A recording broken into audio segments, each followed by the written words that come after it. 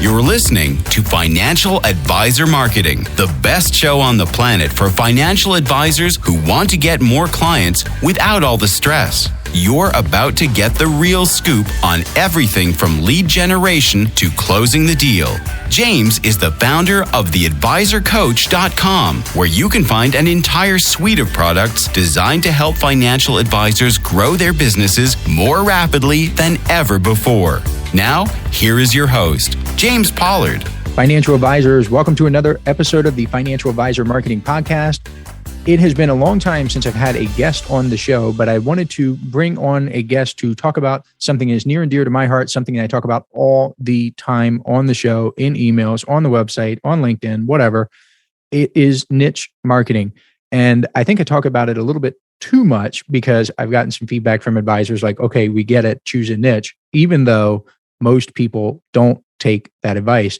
The exception is the man I have on the show with me today. I'm going to let him tell a very cool story about he found a niche that is near and dear to his heart and what he is doing to approach the niche and serve them in the most beneficial way possible. So I will let you introduce yourself, Tyler, and we'll get into this. Yeah, so I just wanted to introduce myself, Tyler Hackenberg. I'm the founder of Drexel Day Financial. I help Catholics invest their morals. So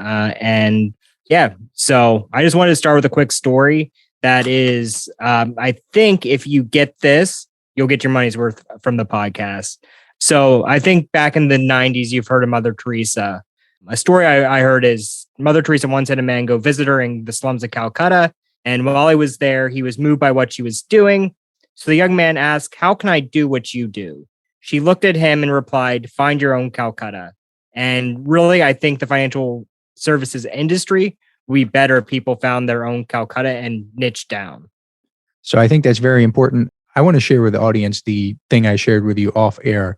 So financial advisors who are listening, I think this is, I don't want to say funny, it's fascinating / interesting. And I think it's a reflection of, I think this has gotten worse. So this is from 1997. There's a survey conducted by U.S. News and World Report. And the survey asked 1,000 Americans the following question: who do you think is most likely to get into heaven? Respondents indicated a 52% likelihood for then President Bill Clinton. Michael Jordan got 65% because I think the Bulls had won the NBA championship that year. They gave Mother Teresa 79%, so much higher than Michael Jordan and much higher than Bill Clinton. But here's the kicker. Who do you think had the highest likelihood for getting into heaven? It was actually the person responding to the survey with a score of 87%. So Tyler, the average person on the street, thinks that he or she is more likely to get into heaven than Mother Teresa. So I'm glad that you learned from Mother Teresa, but the average American, they have a higher likelihood of getting into heaven. And yeah, that was definitely fascinating. I got a good chuckle out of that. And that's something that I that's why I love my niche so much, is fun things like that. So yeah, so how about 5 tips for going niche and 5 things that I've learned? That's definitely what I want to do. Yep. So the first of the 5, I found Michael Calcutta. In order to have a niche, it needs to be important to you. You can't just choose a niche that, hey, dentists have a high number of financial planning needs. I want to help them because I just want to get rich. That they'll see through that, and it's just something that won't work. But if it's important to you, it's something that you can target and also it's part of your community. Being part of the community is definitely a big help. So how did you actually become Catholic? Were you born Catholic? Did you convert later in life? What was your journey to Catholicism? So that's a great question. So I'm a later convert to Catholicism. I converted in 2018. Or 2019 was when I actually came into the church, but 2018 was when I started thinking about that. And it's so because of me converting later in life, it actually impacted me and made me realize that, hey, I want to help my people and with financial planning needs, because I was learning about the stuff at the same time. So I'm doing it. So I want to preface this by saying that I am personally not Catholic. I identify as Orthodox Christian. I think it's interesting. A lot of people who, for example, say they love the Bible. A lot of these people haven't read it. A lot of people who say they hate the Bible and want to read it and it's just a fairy tale also have not read it. So I apologize in advance to you and to anyone who is listening if I make some type of blunder or I am super ignorant about Catholicism, because quite frankly, I am. And one of the things I wanted to ask you was that, did you have an established network of people in the church? Did you have mentors, people that you could reach out to, or were you literally just starting from ground zero? So deciding to start my practice. So I actually joined a network of other Catholic financial professionals when I went to the RIA space, just to have a network of like-minded individuals that were Catholic, but also financial planners as well. So we had that community there, and being a part of the community that can like talk to you and be like, it gave me the confidence to be like, okay, now's the time for me to go out on my own and help people. So, and I actually like the name of your firm, Drexel Day Financial, in case anybody wants to type it into Google. That's what it is. It's Drexel Day Financial. And that has some significance too. I know in Eastern Pennsylvania, like you have Drexel, literally the college, but what made you choose that specific name? It's actually named after two Catholic saints. So St. Catherine Drexel, who her father was Francis Drexel, who was a huge banker back in the early 1800s. When he passed away, he left his daughters a $15 million estate, which if you look back in the 1900s, it's closer to 300 million today. So she was left with a huge pile of money. And so what does she do? She becomes a nun to help out with African Americans and Native Americans and helping with their education. So just all around a good person. And the reason I wanted to bring that up is because it has significance to your niche market. So you're not just ABC wealth management, and then you pull a name out of a hat and say that you target dentist was your example, or doctors, or corporate executives. Even your name is significant to your target market. And I think that's a brilliant move. I think it will make a difference for you in the future. And speaking of difference, one of the things that you told me you wanted to discuss was about making a difference or being different and standing out. Can you share something about that specifically? Yeah, absolutely. So if you're a generalist financial advisor, you could throw a dart at anybody that and realize that, oh, hey, they all look the exact same. But for me, he's the Catholic financial advisor. Like I have a friend who's the stripper financial planner who works with strippers, which is just, you can't get any more targeted than her firm name, Stripper Financial Planning. Like, so she knows who her niche is and she went all in. And if you have a super specific niche, you not only stand out to the population in general, but also other financial advisors. So if I had a prospect that came and wanted to talk to me and they were a stripper, then I would first be confused on how they got to me. But then I'd be like, hey, I have somebody that I know that handles your specific needs and I can refer them out. So and selfishly, that's one of the reasons why I want financial advisors to niche, because I get a lot of traffic. Like when people search, for example, like 12 questions to ask financial advisors, one of the Advisor Coaches articles come up, and I want to give these people somebody that they can trust. And I have people, but if they give me a weird niche, like I've never had anybody ask for strippers, but if they did, then I would want to send that person in the right place. But I don't feel comfortable if somebody says, I'm in Montana, I want somebody who is familiar with agriculture. I don't want to send those people to a generalist financial advisor in New York City who has never seen a farm in his or her life. I hope that makes sense. And I think that that's a very important point for financial advisors. And I think it's a beautiful thing when advisors and planners work together and they form a community, because the prospects and prospective clients, they're going to search for financial advice anyway. And if you weren't going to work with this person as a generalist, or the person who's searching for you, you probably weren't going to work with them if you had a niche market. So rather than just ignoring the person who is searching, ignoring the investor, you should circle back and think, I got into this business to actually help people. Maybe I should have a network of niche specific advisors where if I get someone, I can just refer them out. And I think that's very important, as you said. yeah, absolutely. And having just a network of great other people that, hey, I trust this person. I know that we're going to get great service. And again, it's great because individuals in different niches have different needs. Like my niche has different needs than other niches have, mainly socially responsible investing and stuff like that. So by setting myself at different, I'm selfishly, part of it's also like protecting myself against the future of robo advisors and stuff like that. Not having really, I don't have to worry as much about that because they really can't do what I do. Totally. So what are some needs? I know you said that there's socially responsible investing. Is it that people want like a personal touch? I know that's true, but from one Catholic to another, when they're searching, they want someone who identifies with them. Have you seen that people want things outside of financial planning that you or like a religion specific advisor can offer? So having common language, and really that's tip 3. We speak common language so we understand each other on a different level. Being Catholic in the original language means universal. So the universal faith. So having Catholics together, there's a bond there that's not there with just a generalist financial advisor. So by having the commonality of being Catholic, there's already a deeper bond than you would have with just a generalist financial advisor. There's trust immediately. Hey, financial advisors. If you'd like even more help building your business, I invite you to subscribe to James's monthly paper and ink newsletter, The James Pollard Inner Circle. When you join today, you'll get more than $1,000 worth of bonuses, including exclusive interviews that aren't available anywhere else.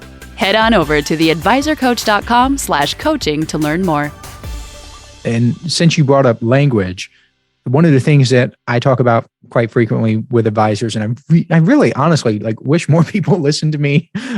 I say that you really should use the language. And that's one of the benefits of being in a niche is that you know the language, you know the words, you know the problems, the challenges. I know that you can find your target market because you know where they hang out. How does that make your marketing easier? Yeah. So I actually had one friend who I was like, hey, I just launched. And she's like, great, Carl Richards gave me this advice. Go play in traffic. So I know what traffic to go play in. If I'm going to certain websites, I'm not going to find my people there. So, but I'm seeing that Catholics hang out on Instagram or Facebook. So I know that, but they're not really active on LinkedIn. So do I spend most of my time on LinkedIn? Probably not. I would go to Facebook where they actually are. So having that, knowing where they hang out is something where, hey, I know where I need to be in order for somebody to find out who I am and how I can help out. And for advisors listening, there are niche specific magazines, blogs, podcasts, YouTube. Actually, since I brought up podcast, do you want to share a story? I know you told me about getting someone to reach out to you from a podcast that you did. Would you like to share that here? Yeah, absolutely. So I did a podcast called Catholic Life Coach for Men. Like, you really can't get any more targeted to my niche than that. I had a prospect reach out and say, like, literally within 20 minutes of the podcast going live, it seemed like that I got a appointment set. Basically that, hey, I've been looking for a Catholic approach to finance and investing for quite some time beyond the normal mutual funds that are targeted there. And it also brings something to the fact that I also put myself in a position to reach Catholics by when I decided to design my website. There are many agencies that make financial advisor websites. I wanted to do something different. And again, it goes back to the difference thing. I actually hired a Catholic marketing agency to design my website for me because they know my market. They knew my market better than I did on a marketing perspective. So I was like, great, run with it, and I'll make sure it's compliant. And so it was a little bit more work on my end, but also in a way it was easier because, hey, they know the language that my target speaks and everything like that. And they know the data behind the scenes. They know what works, what doesn't. They've worked with other Catholic websites. And I think there's a lot of value in knowing who has the keys to the data. Selfishly, I think that's one of the things that makes me different, because with things like the newsletter, for example, I can reach out to advisors I know are doing multi-million-dollar or multiple millions in profit every single year. And I can just be like, hey, have you done anything different? And they will respond to me. And I am blessed to be able to do that. One of the things I was wondering, like during the pandemic crash of March 2020, I was like, I would love to be the person behind Stripe, like the payment processor, or PayPal, to see in real time what is going on with shopping behavior, with purchasing. And I would love to have that data. And most people don't think like that. They don't think that there are people out there, there are companies out there that have the data you want. And you hired a company that had that data. And even though you may not have asked them explicitly, what should I do? Should I do X, Y, or Z? They operated with their knowledge. They still built your website the way that they would build it to get optimum results. And that's just a great idea. I wish more financial advisors did that. Is there anything else that you're doing to stand out, to attract your target market, and anything else that you would like to share? Because I think your story is a great one.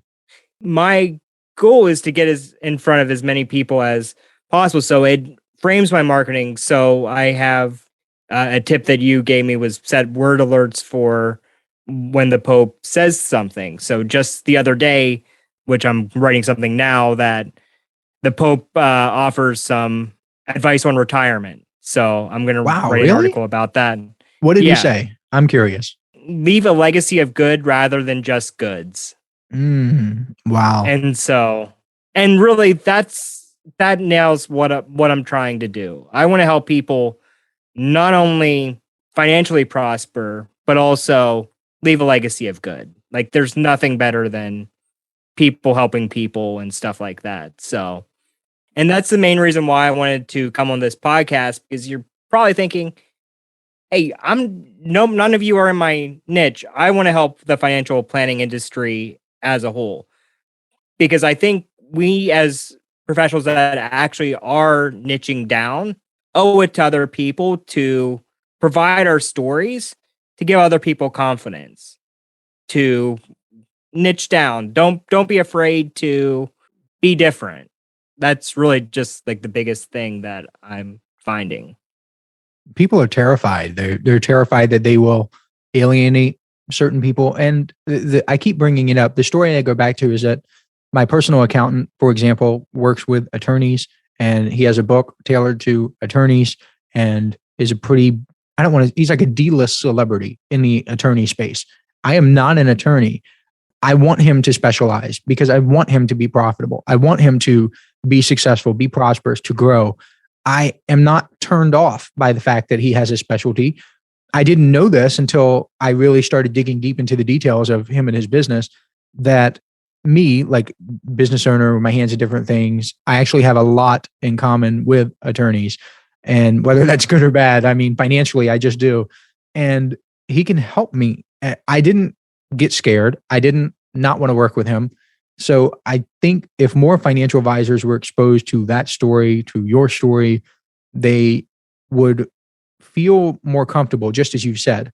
The only thing that I would want to learn more about is, are you limiting yourself to a specific geographic region? Because my knee-jerk reaction is that Catholic seems too broad. And I'm sure that has crossed your mind as well, that it's too big. What is like a qualifier, or how are you narrowing just Catholics, or are you? Yeah, that's a great question. So my fee model is a big differentiator. So I'm drank the Kool-Aid of being advice only. So I don't actually manage investments, which is a further clarifier. So I want to help do-it-yourself Catholics reach their financial goals. There's other of my friends who actually will manage investments for clients, but that's not me. So as it goes on, I'll definitely specialize even more. Just getting started, here's where I'm at. And so really I'm currently I'm virtual, so I can really work with anyone. At the same time, also knowing that, hey, I'm going to be selective in who I work with. I want people who believe what I believe. And if so, the other fear that people have is, hey, you won't want to, if somebody, hey, I really want to work with you. Well, are you Catholic? And they say no. Am I going to not work with them? That's not the case. If it's a good fit, it's a good fit regardless of that. So And that's you don't what have to happens say with a lot no of people. to, yeah, you don't have to say no to a client that wants to work with you unless it doesn't make sense. It's like, you would have turned these people down anyway. That's the sentence that I say a lot to financial advisors when they're like, oh, well, I don't want to turn these people away. I don't want to turn these people off. I don't want to alienate them. And I'm like, you would have said no anyway. You were freaking yourself out about people that you would not have wanted to work with. If your heart is truly in a specific niche market, whether it's agriculture or corporate executives or whatever, it doesn't matter. If you truly like that, you're probably going to say yes to those people anyway. The only question is, where are they? Can you find them? And you have answered yes to, or you found the answers to those questions, and you're doing it very well.